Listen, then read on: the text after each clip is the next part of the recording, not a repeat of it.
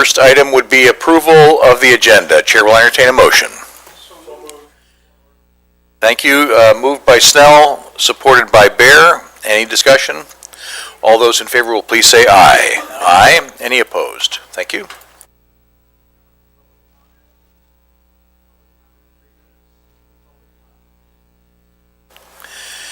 Any public comment? Public comment is now closed. Move on to committee items. First is approval of the minutes of last month's meeting. Chair will entertain a motion. Thank you, Commissioner Snell, and supported by Commissioner Williams. Any discussion? All those in favor will please say aye. Aye. Any opposed? Thank you. We move on to appointments, and I believe we do not have any this month. Correct. That's kind of nice. We move on now to the medical examiner semi-annual report. Committee members have that. I do not see anyone here from the medical examiner. Any questions, committee members, on the report? Okay, thank you. Do we need a motion to accept that, Mr. Chair? Chair will entertain a motion to accept the medical examiner's report. Thank you, Commissioner Bear, and supported by Commissioner Snell. Any discussion? All those in favor will please say aye. Aye. Any opposed? Thank you. And now we're up to the medical care facility. Quarterly report. Destiny, good to see you here today. Hello. Good afternoon, everyone. So you should have a report that I submitted, and I'm just going to go through this briefly, but we also had some financials that we resubmitted to the county for you guys to be able to review. I just wanted to explain that. So we had found an error in the budget that was uploaded into our accounting system. So we did have to redo the financials for January, February, and March. And so those corrected financials were provided as part of the packet. So the numbers that I'll be reviewing are from those corrected financials. So for February, we showed a net loss of $116,000, but that was less than budget by $183,000, as we had budgeted for a net loss of $67,000 for the month of February. Revenue was less than budget by $253,000, and expenses were under budget by $137,000. Our average census was 151, which was 11 beds less than the budgeted census of 162. That is a theme that you'll see throughout the next couple months, is that census continues to be under the budgeted census. For March, the financials show a net loss of $151,000, which is less than the budget by $66,000, as the facility had budgeted for a net loss of $85,000 for the month of March. Revenue was less than budget by $172,000, and expenses were under budget by $106,000. The census averaged 152, which was 14 beds less than the budgeted census of 166. For April, we did have a net loss of $183,000, which was less than budget by $137,000, as the facility had budgeted for a net loss of $46,000 for the month of April. Revenue was less than budget by $190,000. Expenses were under budget by $353,000. The census averaged 158, which was 11 beds less than the budgeted census. I did also include a year-to-date look at our financials, which is new from previous reports that I've provided.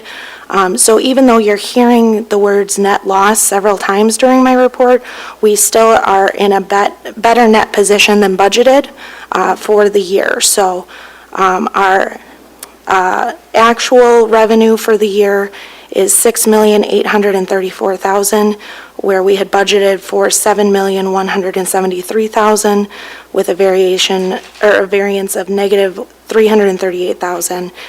Expenses were $7,154,000. We had budgeted for $7,832,000. So we do have a positive variance of $678,000 there. So giving us a total net change in position of actual negative $320,000 versus the budgeted negative $660,000. So we are $340,000 better than budget. So that was a lot of numbers. But I did want to address those discrepancies between the previous financials. So the previous financial statements, as I told you, did have to be corrected due to an error in the upload into our accounting software. We've put some measures in place to ensure that that doesn't happen again in the future.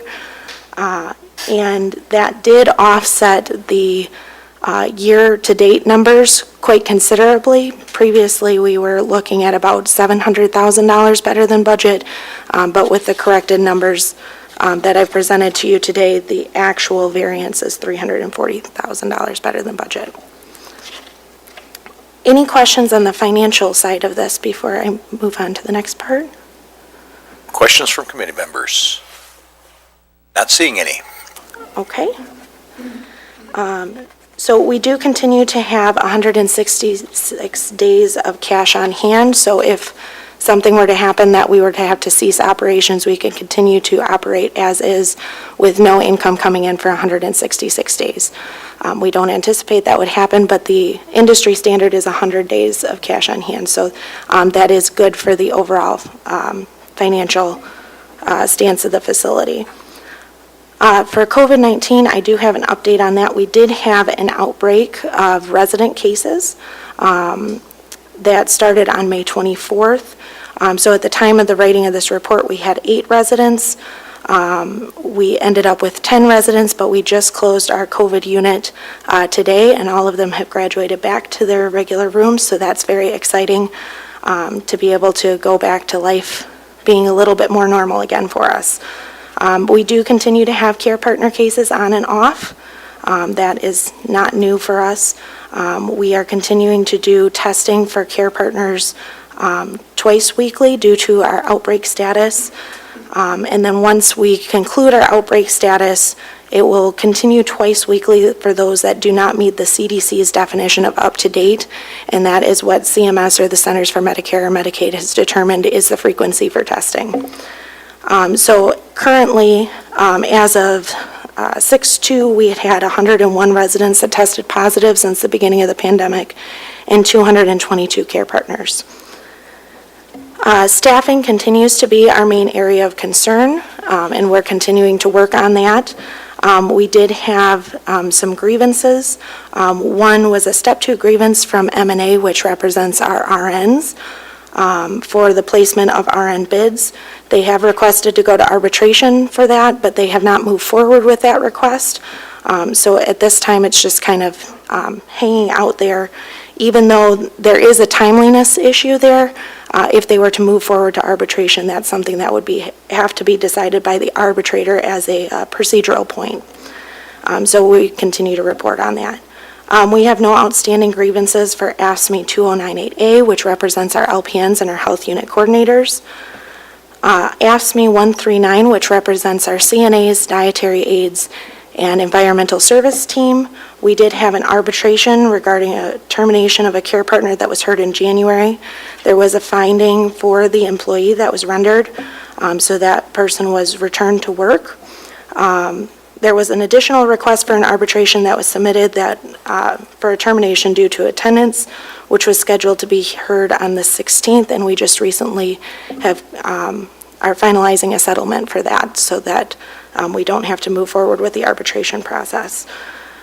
We continue to work with all 3 unions to meet with them as often as possible. We offer them weekly and biweekly meetings to continue to build communication because of all times, trust is of the most importance now. I did want to share that we started a new attendance program at the beginning of the year to really encourage our care partners that have good attendance to really shoot for even better attendance throughout this year. So we have 2 separate programs, one set up for our non-union care partners and one for our union care partners. So for our union care partners, we've had 47 care partners that have achieved our Tier 1 level, which is 2 months of perfect attendance, and 17 that have achieved our Tier 2 level for 4 months of perfect attendance. And obviously this month, we're working towards those that have 6 months of perfect attendance, so I'll be excited to be able to share those numbers with you in the future. For our non-union care partners, theirs are set up for 3 months of perfect attendance, and so we had 27 care partners that achieved 3 months of perfect attendance. We continue to see a fair amount of new care partners and departures, so we're still seeing a fair amount of turnover, but it is much better than we had been this time last year.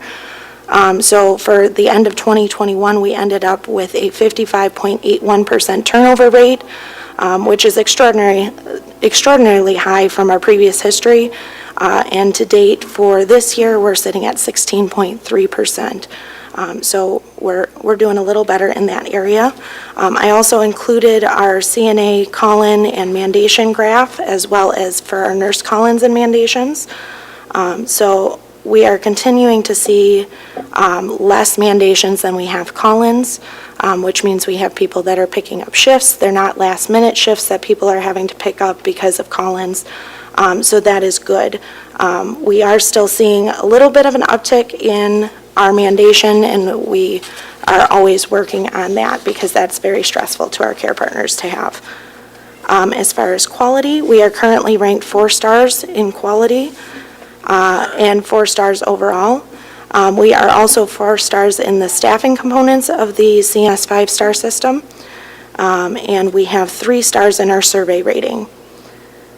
We're always working on a number of quality projects, and I'd be happy to get into those in more detail if anybody has questions on that. And of course, we are continuing to work to grow our team, because as we grow our team, our census can also grow. So, and that concludes my report. Questions for the medical care facility? Commissioner Williams. Thank you, Mr. Chair. So I'm glad to see that our negative numbers, if you will, are better than budget. So that's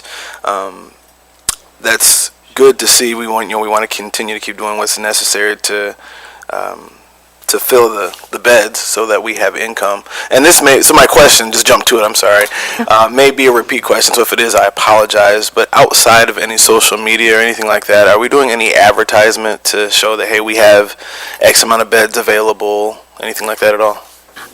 We are not doing advertisement for the number of beds that we have available, but we are for positions that we have available. Okay. And so some of that is due to how we are reimbursed.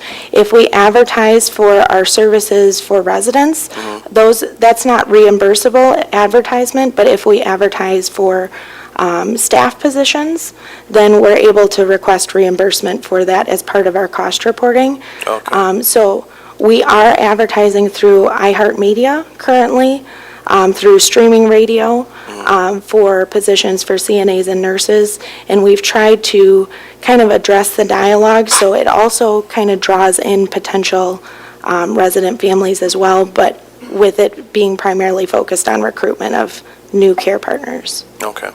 So we're not currently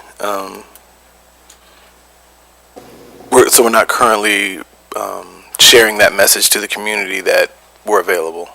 No, not currently. Okay. Are there ways for, understanding the budget restraints here, excuse me, but are there ways for us to do that at all? We are in constant communication with the hospital and making sure that they're aware that we have beds available. We have quite a few referrals, so referrals for people coming in is not the issue. It's right now the issue is more the staffing component to be able to support a higher census. I see. Okay.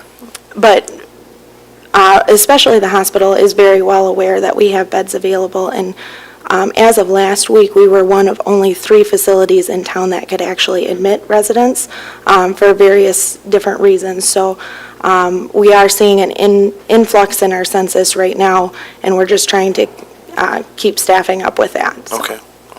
Well, thank you. I appreciate it. Nothing further, Mr. Chair. Thank you. Commissioner Bear, please. Good afternoon. For your staff component and your jobs postings, do you post those with the Michigan Works Southeast office? We have in the past. I will tell you that we have not done that recently. because we did not see any fruits coming from those previously. I know that things are changing a little bit with benefits and things like that, so that is something that we can look at restarting as well. Thank you.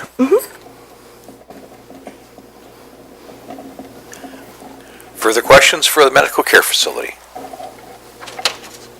Okay, I noticed that you have not yet, haven't been drawing on the county's maintenance of effort, if I'm reading the income statement correctly. Correct. So far, so good as far as that. I mean, that's always my concern, what millage type support might be needed to buttress the work of the facility. So far, So, looks okay. yep. We will have a resolution that will be going to our board to request MOE money for the pre-1989 retiree health care costs and the interest payment on the bond, but that's a resolution that we've brought forward year after year, so that wouldn't be anything new from what we've requested in the past. Okay, anything further for the medical care facility? Thank you for coming today, Destiny. Thank you very much. Have a great day. You too. And I think I saw Zoe Lyons come in, and so we're looking for the DHHS quarterly report. Thank you for being here. Thank you. Thank you for having me. I want to just talk about our what we have going on at DHHS in the last couple of months, but I also just want to say while I'm here that my mother-in-law actually currently resides at the medical care facility. She has Alzheimer's and is in the memory care unit, and we've just been really pleased with her care. And I also have a friend who teaches nursing who has her students there who said, what a great place it is. And if I had known, she said, if I had known that, I would have put my mother there. She said, I think at Ganton or one of the other places. But I always think word of mouth is one of the best ways to help get people there. So just wanted to give praise to the medical care facility as well. So for my report, just going to go over a few things, but if anybody has any questions, please let me know. Our child care fund update, as in recent years, we are about 70% through the state's fiscal year and doing well within our budget as a whole. We are keeping an eye on residential costs. As you may know, that is one of the places where costs for our children in foster care are the highest, and so we've been really working hard over the last couple of years to keep the numbers of children in residential down for both the reason of cost and that it's, frankly, in our opinion, not the best place for children to be. We would rather have them be in home-like settings. In our children's services work, just in terms of vacancies, we have 4 vacancies out of 42 allocated positions for children's protective services, and our foster care staffing is now at 4 vacancies as well out of 17 allocated positions. We continue to have the same struggles as the rest of the world in terms of hiring and finding, people even interested in applying, to be frank. Typically, we keep a hiring pool, and so every month we have 2 panels of interviews, so 2 rooms of interviews all day long is what we've been doing over the last several years. And just to give you an example, I believe we have a hiring panel next week. We have 1, and we have 2 people who are coming. So where we used to have 14 to 16, we now have 2 people. So same struggles. We continue to work on recruitment efforts for foster parents. We lose foster parents a number of ways. People who have done it for a long time decide that they're tired and ready to just kind of focus on themselves and their own families, and so they withdraw from foster parenting. We also have lots of foster parents and relatives who adopt, and so all the beds in their home become taken up with their own adoptive children versus foster children. So we're constantly looking for foster parents. The demographic of youth that are most difficult to find homes for continue to be our older youth. So those are kids really ages 10 and older. They tend to have higher levels of trauma, which then brings more behavioral issues, mental health issues, and they're just harder to take into your home. And so along that same lines, we're also looking for more specialized foster homes. So maybe some homes where they've been a foster parent for a while and just willing to maybe just take one child who's older and a little bit more difficult in terms of their needs. So looking for those as well. And then, of course, these older children are more often likely the ones that end up in the residential facilities, which I just talked about are also the more expensive placements for them. So it just all sort of comes full circle when we're working with kids in foster care. And I just also wanted to note that even placing children in foster care is a trauma for them. And so we try to be really cognizant of if there is any way that we can safely keep them in their home, we are doing that first. So, in cash assistance, food assistance, and Medicaid, what we call that in my office is assistance payments. We just wanted to share with you something that a lot of people don't know about, and that is that people can apply for a vehicle purchase at our office. And so to be eligible, they have to be on one of our other programs and have a minor child in the home, be employed outside the home, and have a driver's license, of course, and then have no other vehicles titled to their name. Unless they have a spouse and their spouse works someplace different, then we will also look at that. The price we can pay for a car was increased in May to $5,000, which isn't a lot if you know the price of used cars these days, but it certainly can get people where they need to be for their work, and that is really the goal of that, is to help them stay employed by having transportation. In food assistance, that continues to be the most needed service. So when people are coming to our office to apply or applying online, most often they are seeking food. And we're currently averaging 2,750 new applications from the months of March to May. We typically see that go down a little bit in the summer because the emergency needs are, the utilities and the heat and electricity requests are a little bit lower. Also of note, which is just a little bit unusual for us, we have seen approximately 5 Cuban refugee non-citizen adults and families applying for assistance. So that is sort of a new thing for our office.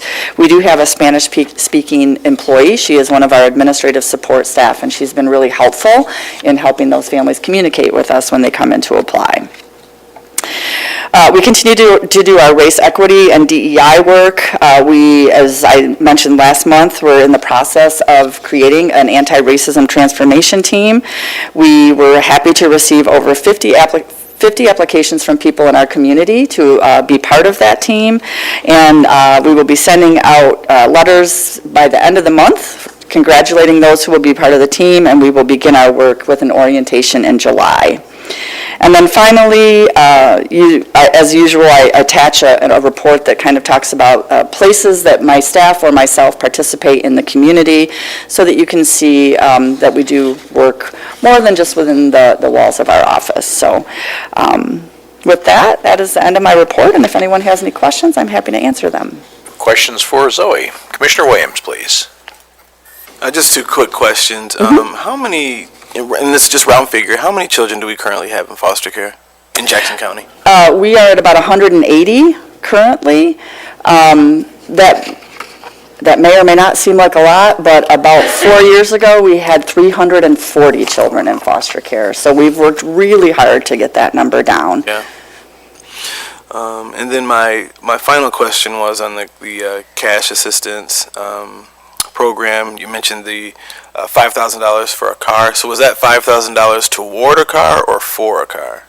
Either. Or? So if the person has extra money that either is given to them or that they've saved, it can be used in addition to the $5,000. So they can get a little bit more expensive car if they've had some money that they can save. Okay. And that was actually another question that came to mind. Is there any parameters for the type of car someone would request? No, it just has to be reliable. So typically, we're working with the person because obviously we want them to have the reliable transportation. So it has to be a car that's running, I would say. But frankly, she didn't tell me that in terms of the requirements. I know that I have seen reports along with the paperwork that I sign that a mechanic has looked at it and said it's in good repair. And we also typically look at Blue Book prices. Okay. And if something's a little bit higher than the Blue Book price, we also look at a mechanic's opinion about the worth of the car. Okay. All right. Well, thank you. And then also, just lastly, I just really appreciate your continued work and efforts with everything that you do. But as of lately, I've been really excited to see the growth of the race and equity work that your office is doing. So I just want to say thank you. Thank you. We're a leader in the state in that here in Jackson, and we're really proud of that, and we're really proud of our community as well. So we're definitely not in it alone, and we have great support from our community. Yes, yes. Thank you. Thank you. Nothing further, Mr. Chair. Zoe, with respect to the Cuban refugees, I'm sure folks are coming from all sorts of terrible places. Is it fair to assume that they are here legally and because they're escaping some terrible place of their own? I'm not sure if we know that. So when they're coming in to apply, they're applying for food assistance or Medicaid or whatever and so whether they have, they're non-citizens, but whether they have legal status or not depends on what they're eligible for as well. So we would know their legal status, but in terms of where they might be coming from and why, we don't always know that. But you do have to determine whether Yes. they're here legally, and if they're not, they get this Right. package, and if they are, they get that package. Correct. All right. Correct, yes. Okay, further questions for Zoe? Thanks for coming in today. Thank you so much. And now the Department on Aging. Hi Danielle, how are you? Good, thank you. Always a pleasure to see your smiling face every month. I just wanted to highlight our May Volunteer Luncheon. I talked about it last month that it was happening. It was a great event. We had over 130 people attend the event, and I think the comments and also, as well as the pictures that I put on the report just really try to show you how successful that was. So our enrichment coordinator does a great job transforming that room, making it very festive. The kitchen staff, who is in the very last picture, and the site leaders, putting that event together takes a lot of time. We're usually serving upstairs, and we're moving it downstairs for serving. And just putting together a great program, a great meal, provides an opportunity for socialization. So we were very excited for that event. We hadn't done it in 2 years. So again, I think you can see from the pictures that people were very happy and had a great time. Our entertainer was fabulous. We got a lot of compliments. I think even going 2 weeks post-event, we were still getting compliments. So again, thank you for anybody that was able to come to that. With our Eaton donation that we received, I wanted to highlight that. We were very excited that an employee from Eaton thought about the Department on Aging, and they had a relationship with us from a family member that had utilized services, and she really wanted to give back to the community and make sure that the dollars were used to help seniors, and we spent time talking on the phone about different possibilities, and we thought about unmet needs, because at different times you'll run into situations where seniors need various things, and she liked that idea of supporting a program like that. So what we're doing is using those for various situations that come up for seniors, and I'll kind of highlight some of the things that we've done so far. A home care worker had gone out to a senior's home, and we take a lot of things for granted that people are going to have things. And the worker came back and talked to her supervisor, and senior didn't have a shower curtain. She didn't have like a dish rack for her dishes. Things like that are just those little small things that you can do to improve that quality of life for that senior, and make them feel good about the services that are coming in, that they're able to have those things available. And so we were able to go ahead and purchase those things. Those were just, again, small things to help kind of stretch that $6,000 award out. But also provide that impact and really targets what that employee was looking for. We also had a social worker go out to a home for a senior that's very hard of hearing. There's times where the home care worker's going out and they don't know that the worker's there to open up the door. So we were able to look at some adaptive equipment. So it's a high decibel door alarm. That also has like a flashing light, so that the senior will be able to either hear, because it's very high decibel, or else see that flashing light. And that'll just improve not only the service that we provide, but anybody coming to visit that senior. We also ran into a senior last week where the driver went to deliver the meals, and he actually didn't even have utensils to eat the food. So he's currently staying at a motel and doesn't have those things available to him. So, just little simple things that are $5 and less that can really improve the quality of life. So that's just a sample, and we'll update Eaton on how we spend those dollars, things that we were able to do with them. And again, we're very thankful that they thought about us.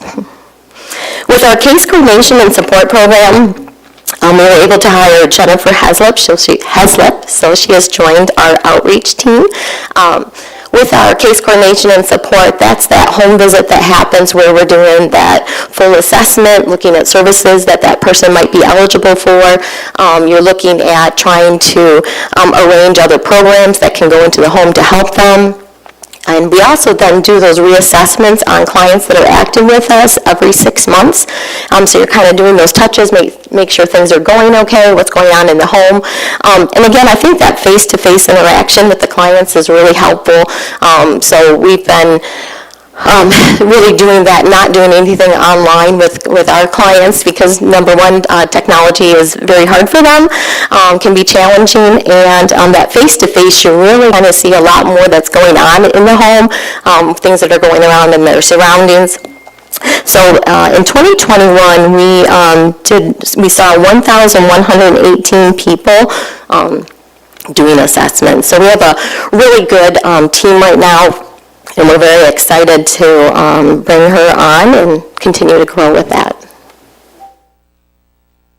Any questions? Questions for Danielle? Commissioner Williams? Not a question, but just a comment. I had several members of my district and even members of my church community who attended the program and just had a wonderful time. So just wanted to continue to say that same message as well. All right, thank you. Not a problem. I'll let the enrichment coordinator know. She does a lot of planning, so just getting good feedback gets her energized. Well, I'll add to that. Dennis Hayek is a good friend and goes to our church, and he's quite, I think, active in volunteering there, and thinks very highly of the staff and what you're doing. So another endorsement, I guess you'd say. Further comments for the Department on Aging?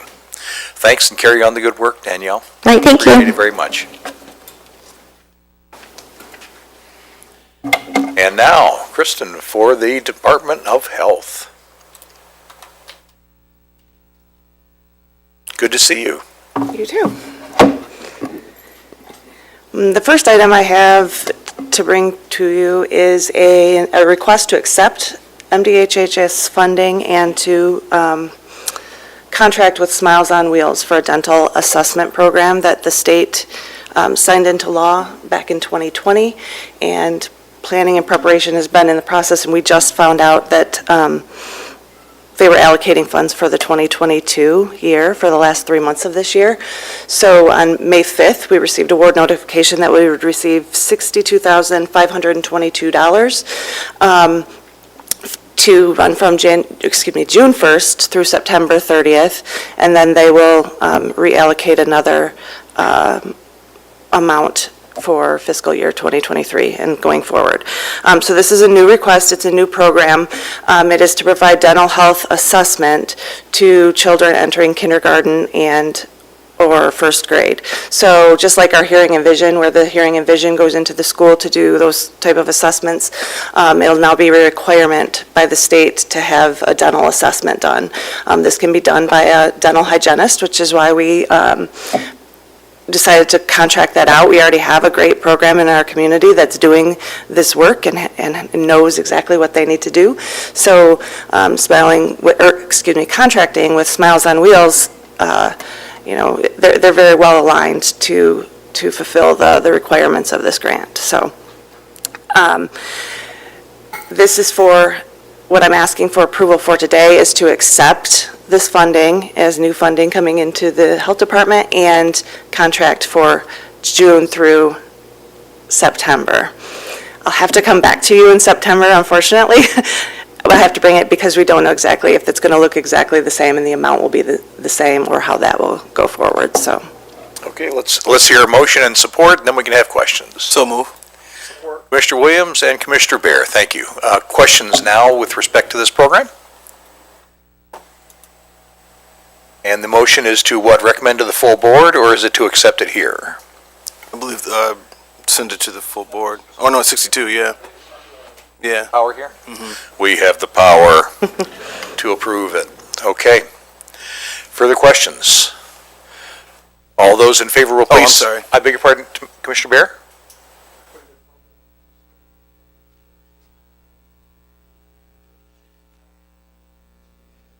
It's actually, the 2,500 is still state funds as well. The total program amount is 62,522. We as the county are holding back the 2,500 for fiduciary and grant reporting, just that a little bit of administrative oversight that we have to have, and giving the $60,000. So it's actually at no cost. I mean, it's at no cost locally to the county. Further questions? Okay, all those in favor will please say aye. Aye. Any opposed? Appears to pass. Thank you. Thank you. My next item is just my monthly report. Things at the health department, especially in starting with the health education and health promotion side, things are slowing down, but only to ramp up again for summer programming. Our WIC program continues to function just as it has. In-person appointments are available, but we are still seeing a lot of remote. They are allowed to do remote appointments until 90 days after the federal emergency orders are expired. So they are still, all WIC clients are still able to be seen through a virtual appointment. But we still see a handful of clients come into the office on a daily basis, so we have both of those in-person and out-of-office appointments. WIC program is getting ready to launch their Project Fresh initiative that they do every summer. We're actually looking to expand on that and include some other options and other programming.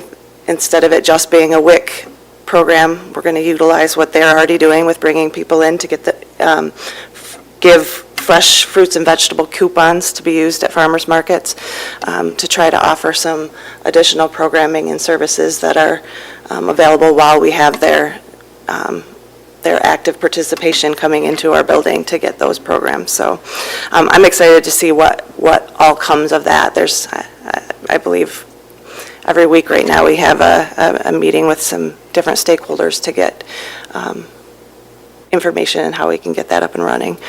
The health education and health promotion, or excuse me, the health education and promotion division is ending most of their programming within the schools. That's the end of the school district. But with that comes all of the summer programming and planning for things. I spoke to you last month, or maybe the month before, about the Get Real program.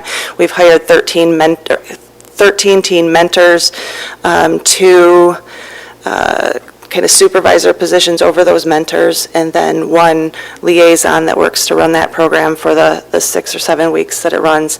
We just finished all the paperwork with HR, so those teens are getting ready and to be trained and ready to work with the youth in the community. So, just as one program slows down, the others, something else ramps up to take its place. So, and that is all part of the Empowering Youth Today grant and funding. Our Hearing Vision, again, they finish with the school year. We have one coordinator who stays on through the summer doing the coordination of tasks and getting ready for the following year, but the actual technicians who are in the schools on a daily basis, they have summers off. They follow the school district, and they will return at the end of August.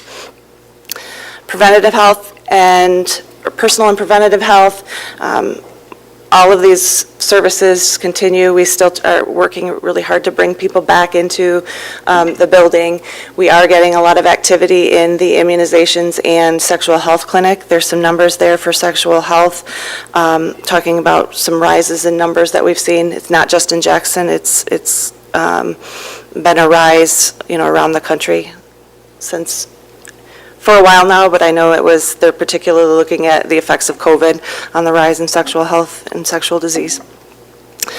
Our COVID numbers and COVID information is in there. There's links in the PowerPoint to the dashboards and additional information that's on the website that we keep updated on a weekly basis. What I did include on this one, though, is a new map that I saw and was included in ours, and it's from the CDC, showing the community levels. So where you see the green is low community levels around the nation. We are right now in the medium, but you'll see the areas in the northeast and even spreading to the Midwest are starting to turn orange. So it's just numbers that we keep watching to see what is happening, not only in our own community, but you can see trends on the movement of those levels. So we keep watching that. Environmental health, our activities are high. When you talk to anyone in the environmental health department, they are busy, very busy right now. We had, last month, all of our food licensing payments were due. We still have a little bit of outstanding funds there, but they were able to do follow-up and get it from up to, it was at one point, we had $45,000 in revenue still sitting out there, and now we're down to $6,700 in revenue that needs to come in, that we're working to get with those businesses. In the past, we've had a delayed payment system for the different restaurants as we went through COVID.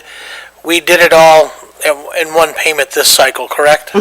Yes. And has anyone complained about that? Or? Not that I have heard from. Okay. I have not heard.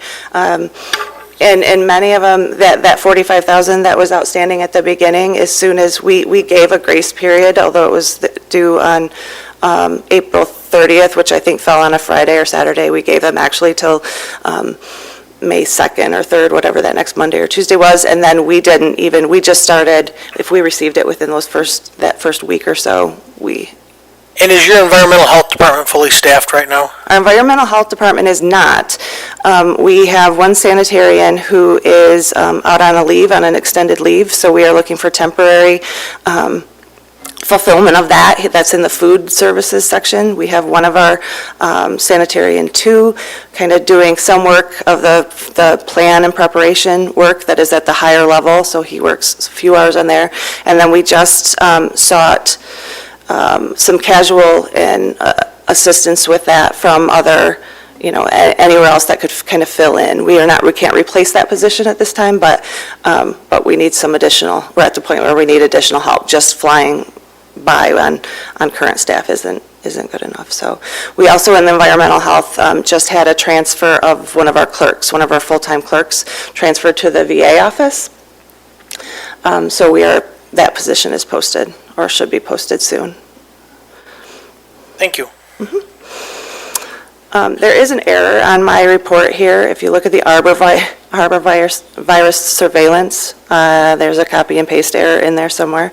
So I just pulled up the information so I can give you the information on the arbovirus.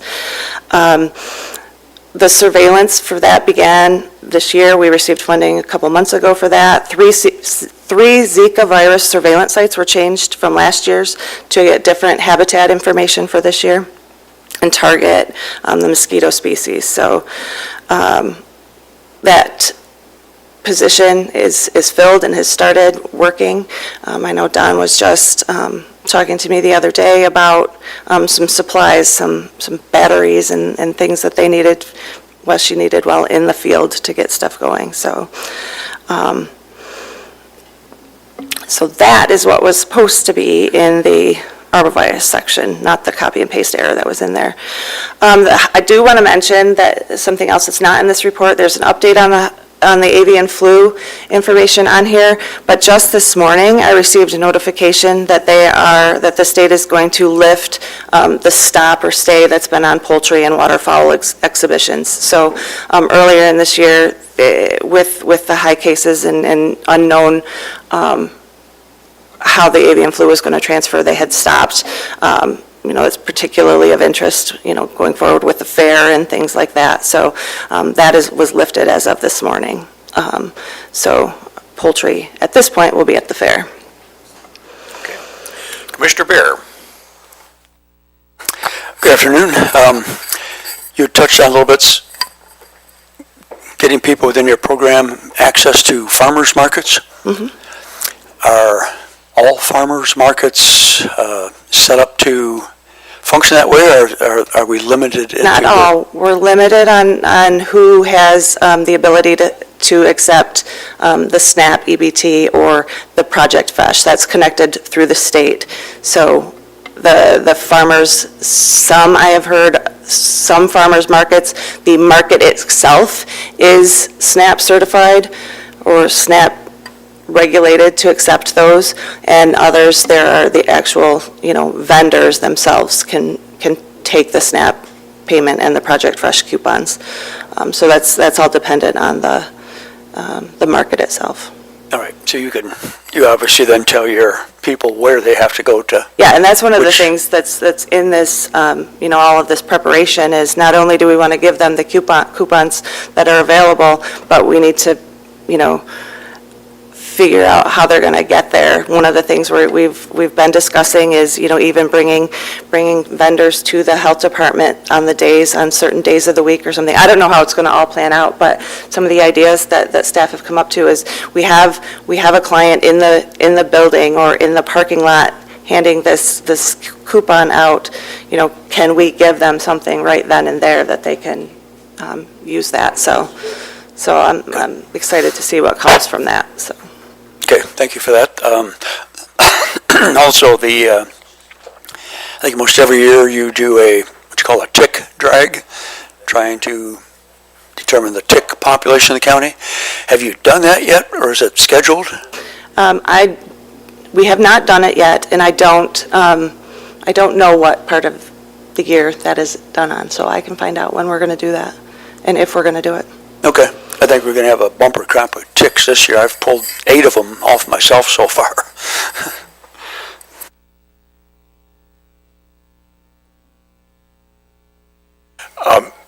If you mentioned the baby formula issue earlier, I didn't hear it I or probably didn't listen. didn't. I guess I'm curious to know where we stand with that now that the plant is supposedly starting up again. The plant is supposedly starting up again, but we are anticipating in what the state is telling, especially from the WIC office, because that's where we, are primarily, or where that primarily affects is our WIC clients, that it could be, even with that starting up, it could be until October or later in fall before we actually see the fruits of that production start again. So it's a tough go for some of. I was going to say, what are we doing now in the meantime then? We, our WIC staff has a daily, conversation going on where they can get formula. They have, even clients will call in and say, I was at CVS or I was at Rite Aid and had such and such a formula. The state did open, and I mentioned it a couple months ago probably, that they, instead of only being able to receive Similac, our WIC clients can receive alternatives as they find them and as they're available, but it's especially hard for the specialty formulas that the kids need that aren't, an easy swap for someone, so. Any further questions for the health department? Thank you. Appreciate the work. Thank you. Now we move on to other business. It's time to pay the claims. Chair will entertain a motion. Snell and Commissioner Williams. Any questions with respect to the claims? I think they have made their way down to you, Commissioner Bear. Good, very good. All in favor will please say aye. Aye. Any opposed? Thank you. Now on to other minutes. You'll see the DHHS board meeting minutes there for your review. Reporting schedule for July, Department on Aging, Health Department as usual, Lifeways again, and the Veterans Affairs Office. We now are up to public comment. Is there any public comment? Any public comment? Public comment is now closed. Now on to committee member comments. Committee member comments. Seeing none, we will adjourn to the call of the chair. Thank you.